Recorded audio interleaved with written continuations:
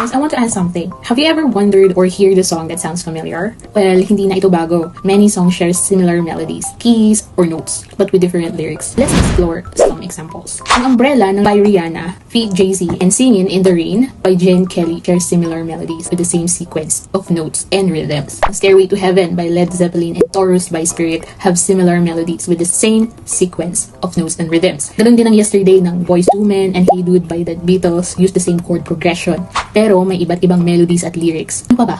On sa isang musical terms, ang interpolation and sampling, like Bittersweet Symphony, The Verve, and The Last Time by the Rolling Stones use similar melodies. You Can Touch This by MC Hammer and Super Freak by Rick James use the same melodies. And marami pang iba that sounds familiar. I know you hear it sa mga songs na naririnig mo. In musical terms, to know ang musical quotation, when a song quotes or reference other songs, melodies, or chord progression, ito ay parang pag-quote ng isang libro or artikulo.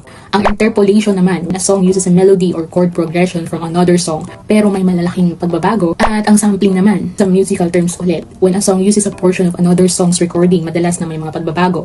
At ito ang pinaka hindi dapat natin ginagawa, ang plagiarism. When a song copies another song's melodies or chord progression ng walang pahintulot o credit sa mismong may-ari ng gumawa. Ang songwriter, lahat kinopya, yung lyrics, chords, and all the melodies. Tungkol naman sa kanta ko, kamakailan, yung sabi mo ay may ibang backtrack nung una. So, nung nirevamp namin siya, nagdagdag kami na rap featuring Zion Musica.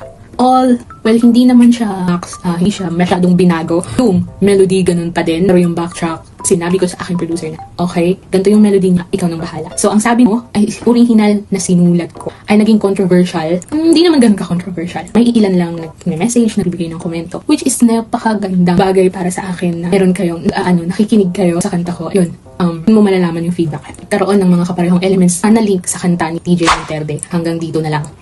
Dahil umpisa pa lang ng lyrics, sabi mo di ka magbabago. But, I'm not familiar sa kanta ni TJ. Ganito siya.